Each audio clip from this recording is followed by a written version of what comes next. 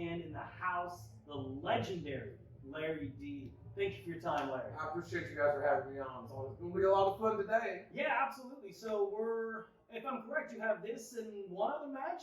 No, I have a few more. I have the 20th, 21st, and 22nd, and then I have the 28th, and then I have the 4th, and that will be it. So That's four more. Four more. Yeah. That's got to be crazy. Retirement coming up. Like, is that something you never think about retirement when you start, but as you get closer to it, is it just like this looming, or is it like a light at the end of the tunnel? I think it's more so of a bigger future, brighter light. Yeah, absolutely.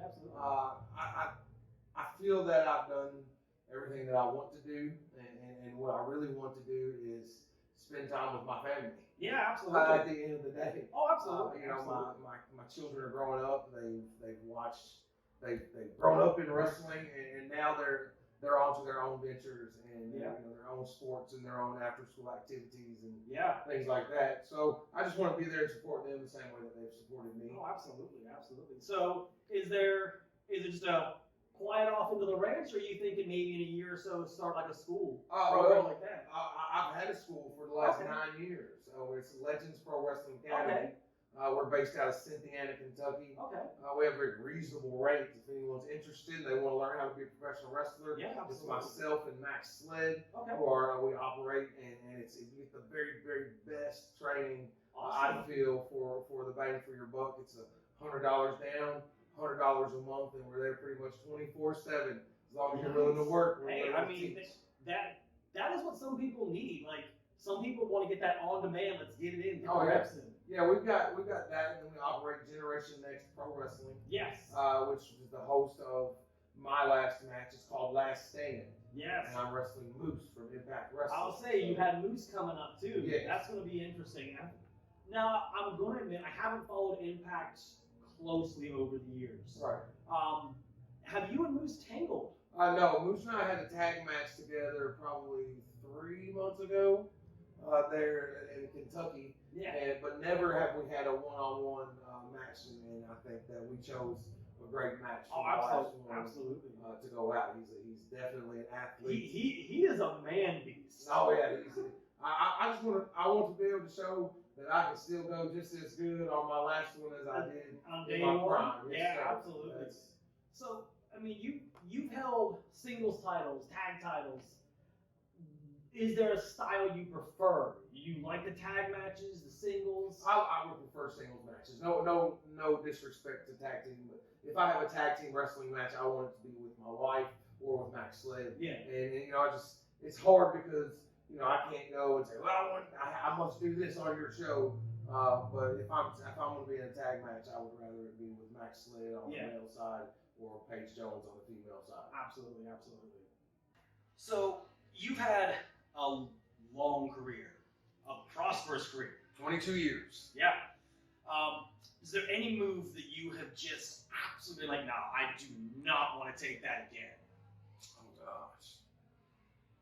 I think I've taken so many different bumps that I don't want to take anymore. It's hard to pinpoint one. Jeez almighty, I don't know really, to be honest. I always hated taking like F5s.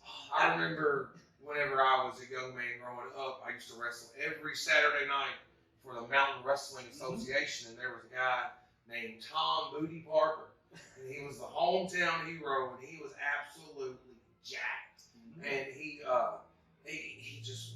was also the sheriff of the city.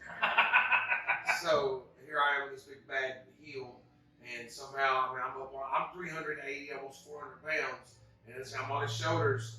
F5, and I would wrestle him, and he wouldn't let F5 me all the time. And it just, I never want to take F5. I tell you though, F5 is a show of strength. Believe me, for me to be the size that I was, I believe that he and Shane Mercer are probably the two strongest, but by far Shane Mercer is probably the most stout wrestler I've ever been in the ring with. Yeah. So you mentioned like the weight. I remember you did an interview with Sean Ross Sapp about a year ago, I think it was, and you talked about hitting the gym daily. You still do the dailies? I do. Well, I had a house fire in March, and then my dad had just passed away from cancer in June, so I haven't been able to go daily, but I'm still getting my 3 to 5. You know, Nice. and it's feeling good right now. I'll be 40 years old in January. And I 40 just years wanna- young. Yeah, What you talking about 40? That's no age, man.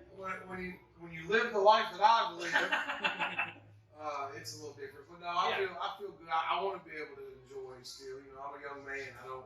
A lot of people consume their entire life for pro wrestling. Yeah. $20 a weekend. You know, and I was one of those guys for a long time. Yeah. And you know, I was fortunate and blessed enough to stick it out, stay in there, work hard, and you know, make a living of it. Yeah. So, but now I just want to watch my kids grow. You know, Absolutely. And I want to operate the school, and I want to watch Generation Next Pro Wrestling. Yeah.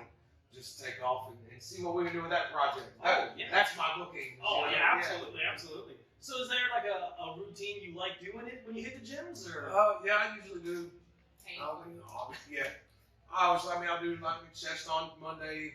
I'll do back on Tuesday. I'll take Wednesday off typically. Shoulders on Thursday, arms on Friday, and then I gotta hit legs. But I hate hitting legs. But Everybody hates leg day. I feel like if my legs are stout enough to carry around 300 plus pounds his whole life, really, Yeah. you know. Yeah, they've done their due now. Now I have to start doing legs because I'm on camera talking about not doing legs. Right? Way to go, Paige. So, with the school and obviously getting that next generation ready, Right. what would you say is something that the next generation, if you look at what's currently on product, on AEW, Impact, NXT, New Japan, what's one thing you say that these guys could be doing better? If there's something you think could be better. As a teacher, they could be doing the in-betweens better. I think that whenever you look at things on this side of the student-teacher thing, the student wants to know how good their moves looked, and they want to show you how great they can do as many flips. But whenever you try to explain to them, well, all that looks great, but after you hit your back or after you've gotten hit in the gut or something like that, what are you doing after you hit a big sell up? What do you do after you hit a big open and shine? Yeah. What about after all of those moves? What are you doing there? I think that's what we try to work on the most back home, because it's an action-reaction type of thing. I would agree. It feels like watching any current product right now. Everybody's quick to hit the big move, but then nobody really lets that big move sit. It's, big move, big move. You gotta let it register. And then you're up, getting ready for that next big spot. Right, yeah. But man, those guys are so athletic. They're so good. And, can't take away nothing from them. I don't get to watch a very mainstream product. Just such a busy life, Yes. It's all day, every day.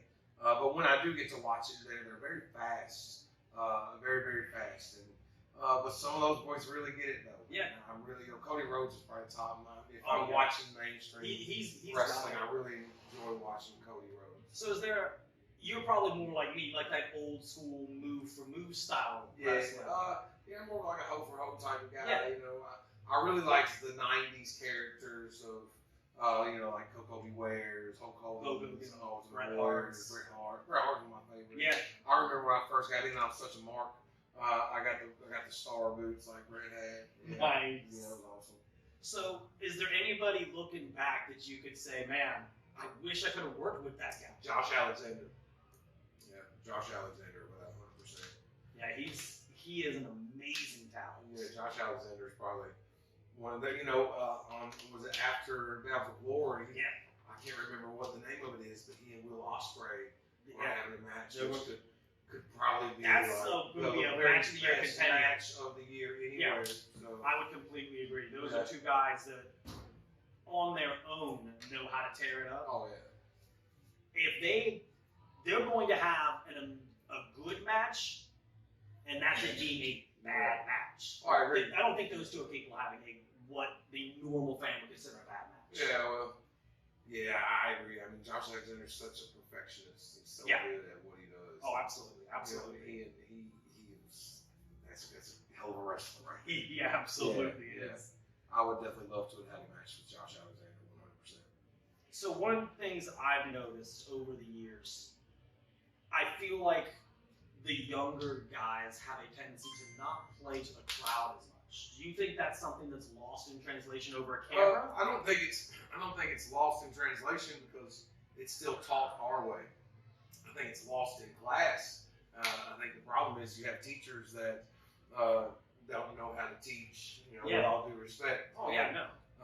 You have people who are teaching wrestling that's not experienced wrestling. To be able to really, yes, they can tell you basically, but as far as that goes, I don't feel that there's proper teaching today. Yeah. So we like to teach them to slow down and work a little bit. Absolutely.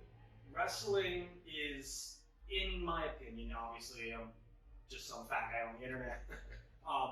It's this melodrama that you suspend your disbelief, and part of that is being able to watch the guys just paint a picture in the ring. Well, yeah, I mean, you kind of have your own canvas.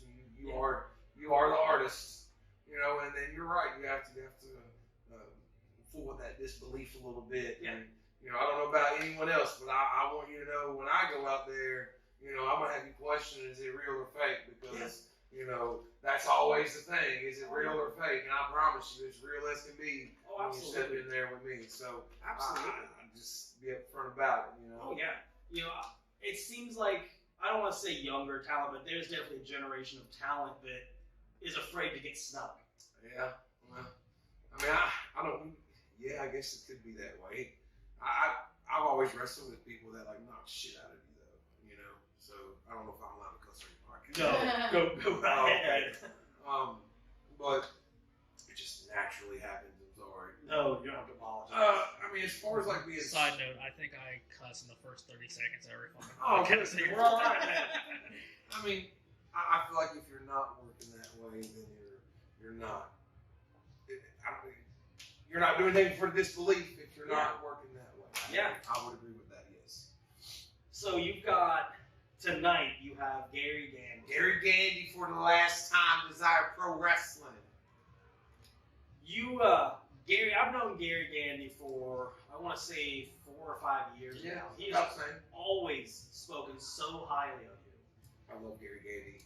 I met Gary at Supreme, I think it was. And we just become real good friends. And there would be times that he would be kind of down on himself, or, in this project with Desire Pro, before it came to fruition, it was just an idea in his head. Yeah. And I kind of helped him, gave him some pointers. Hey, you should do this, you do this, that, and another. And now he's got a really nice setup out here. He's got a really good product, and he's doing great for himself. Yeah, I'm absolutely. super happy for them. Yeah, no, I'm super happy.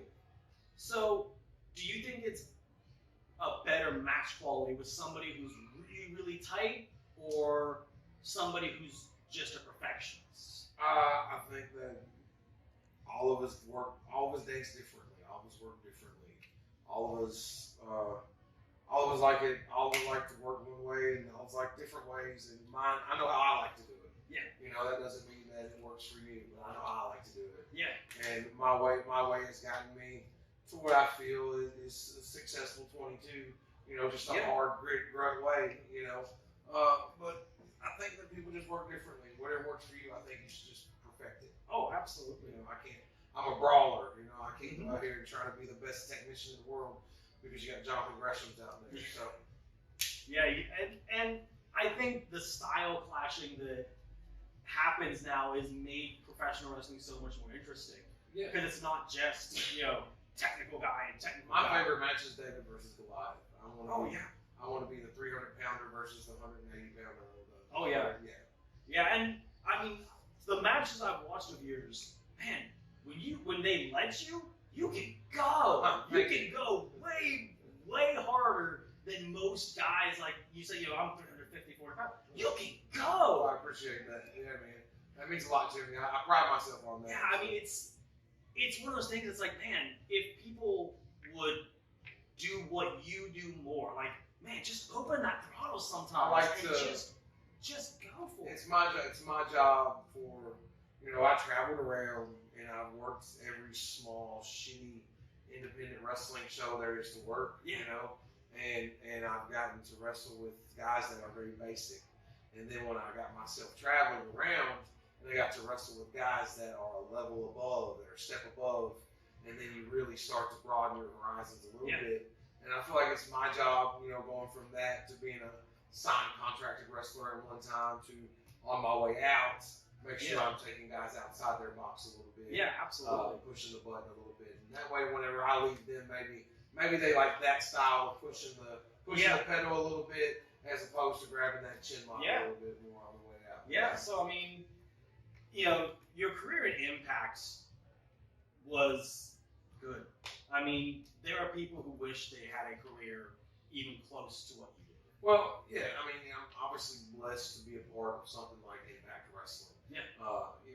They changed my life. I can never speak bad on Impact Wrestling because, without them offering me that contract, I wouldn't be able to be self-employed today. Yeah. Without that contract, I wouldn't be able to have the things that we have with my wife. And most importantly, I wouldn't be able to believe in myself.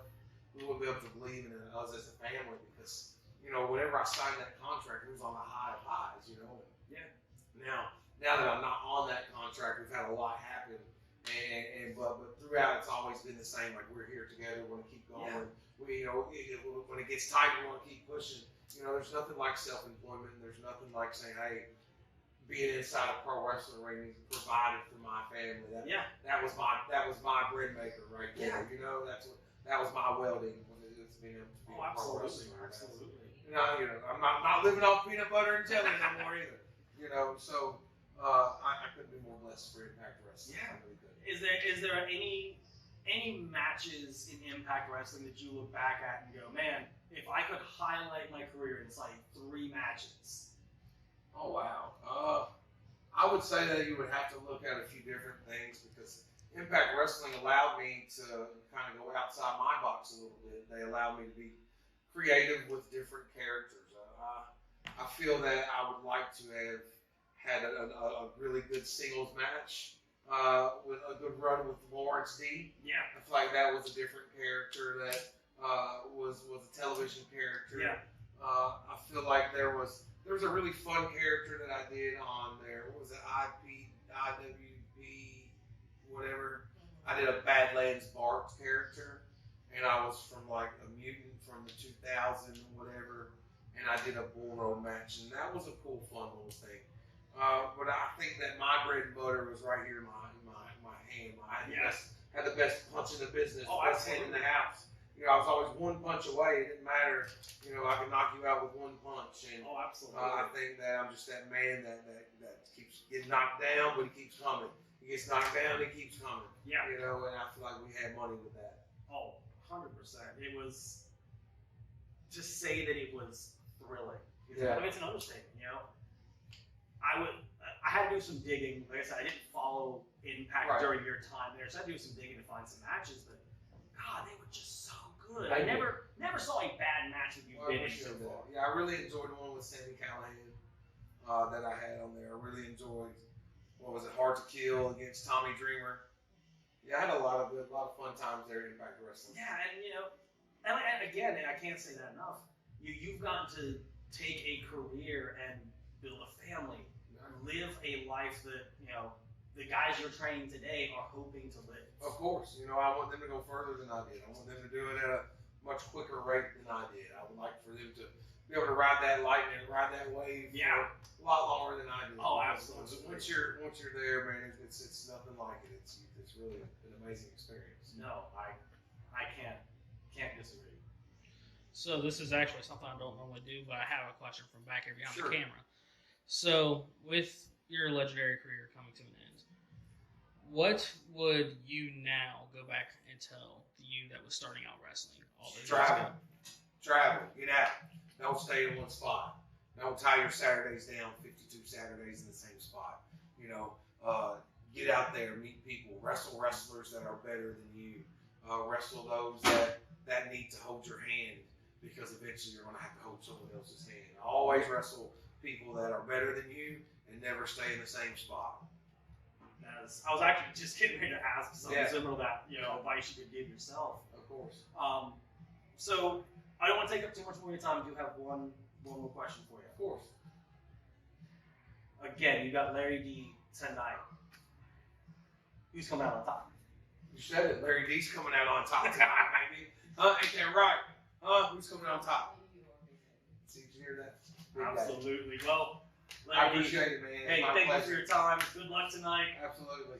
Larry D, Gary Gaming, one last time tonight. Watch Desire Pro on YouTube. Go find him.